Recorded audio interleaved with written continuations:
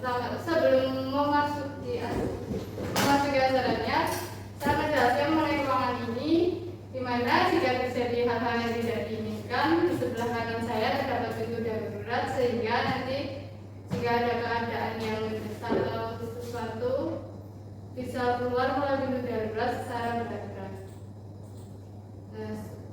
Langsung saya lanjut saja ke materi, yaitu mengenai contoh dampak dan antisipasi korupsi di kampus. Apa itu korupsi? Kata korupsi berasal dari bahasa Latin corruptio. Selanjutnya dikatakan bahwa korupsi berasal dari kata corrumper, suatu bahasa Latin yang lebih tua dari bahasa Latin tersebut, kemudian dikenal istilah corruption. Jadi, arti kata korupsi secara harafiah adalah kebusukan, keburukan, kejahatan, ketidakjujuran, dapat disuap, tidak bermoral, dan penyimpangan dari kesucian. Kemudian, apa sih korupsi di kampus? Korupsi di kampus adalah praktik tidak etis di mana individu atau kelompok menggunakan kekuasaan atau sumber daya kampus untuk kepentingan pribadi atau kelompok mereka.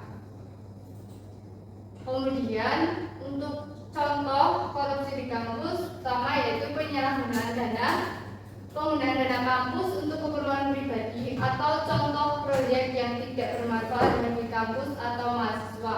Seperti penyalahgunaan misalnya dalam proses pembangunan gedung, di mana seharusnya dana digunakan untuk pembangunan namun disalahgunakan oleh pihak tertentu yang mengutamakan kepentingan pribadi sehingga proyek tersebut tidak berjalan dengan semestinya. Kemudian penerimaan suap atau pemberian suap dalam bentuk apapun seperti uang atau barang untuk mempengaruhi keputusan atau mendapat keuntungan pribadi, seperti misalnya kita bimbingan kepada dosen pembimbing skripsi kita sehingga kita menyuap nih sama dosen kita sehingga skripsi kita cepat diaksesinya. Nah, itu merupakan salah satu contoh penerapan suap. Kemudian penyalahgunaan kekuasaan. Penggunaan kekuasaan atau posisi otoritas untuk mendapatkan keuntungan pribadi, misalnya dalam proses penerimaan mahasiswa, pengaturan nilai, atau pengangkatan staf. Seperti pengangkatan staf misalnya, menggunakan orang dalam yang seharusnya kan dia nggak memiliki kompetensi tersebut, namun dikarenakan punya orang dalam sehingga akan menjadi staf tersebut.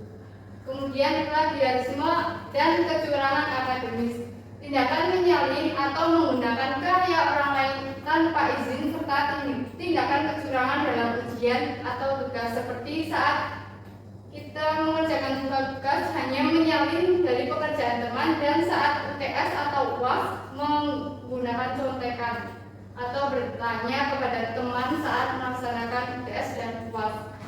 Kemudian itu penyalahgunaan fasilitas kampus seperti ruang kelas atau laboratorium untuk kepentingan pribadi atau bisnis tanpa izin atau dengan biaya yang tidak sesuai. Kemudian dampak korupsi di kampus. Terjadi korupsi di lingkungan kampus dapat memiliki dampak yang serius dan merugikan berbagai pihak, termasuk lembaga pendidikan itu sendiri, mahasiswa, staf, dan masyarakat umum. Salah satu dampaknya yaitu pertama, penghambatan pembangunan akademik. Korupsi dapat mengarah pada pengalokasian sumber daya yang tidak efisien sehingga proyek-proyek akademik yang seharusnya mendukung pendidikan dan penelitian terhambat atau tidak berkembang dengan optimal. Contoh penyalahgunaan dana dan kekuasaan. Kemudian yang kedua yaitu ketidaksetaraan dan diskriminasi. Korupsi seperti penerimaan suap dapat menciptakan lingkungan yang tidak adil. Mahasiswa atau staf yang tidak layak mungkin diabaikan demi kepentingan pokok tertentu yang dapat menciptakan ketidaksetaraan dan diskriminasi di kampus. Kemudian gangguan iklim akademik dan budaya kampus. Korupsi dapat menciptakan iklim akademik yang tidak kondusif untuk pembelajaran dan pertumbuhan akademik.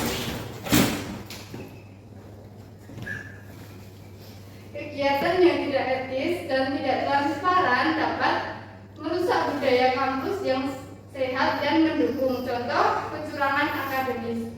Keempat yaitu penurunan kualitas pendidikan. Jika korupsi mempengaruhi keputusan-keputusan yang berkaitan dengan proses pembelajaran dan penilaian, maka kualitas pendidikan dapat terancam, misalnya pengaturan nilai penerimaan mahasiswa berdasarkan faktor selain prestasi akademik atau penyimpangan dalam proses pengajaran. Kemudian untuk antisipasi atau solusi langkah-langkah tindakan korupsi di kampus untuk mengatasinya yaitu pertama, penerapan kebijakan anti korupsi. Kampus harus memiliki kebijakan yang jelas dan tegas terkait etika dan anti korupsi. Kebijakan ini mencakup norma-norma perilaku pedoman etika dan sanksi yang akan diberikan bagi pelanggar.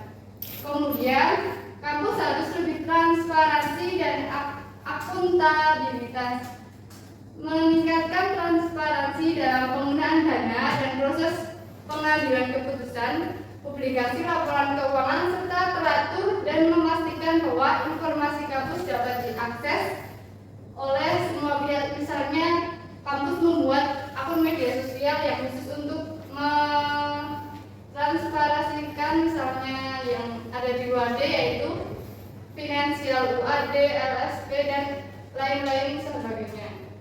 Kemudian pelatihan dan kesadaran, melakukan pelatihan secara rutin kepada staf, dosen dan mahasiswa tentang etika, integritas dan bahaya korupsi.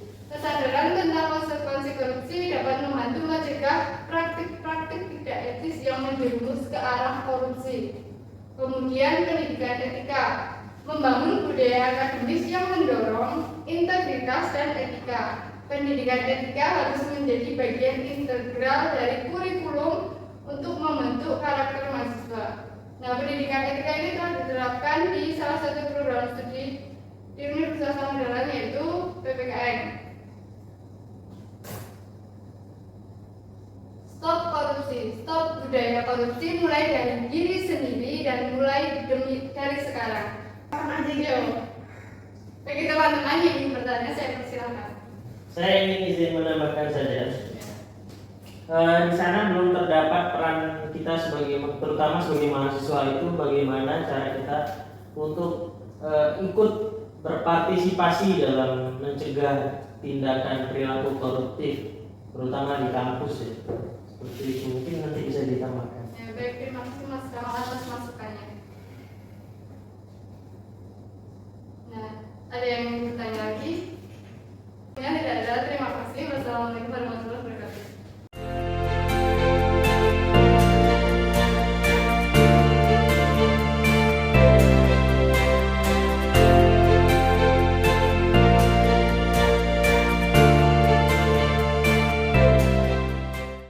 Audio Jungle.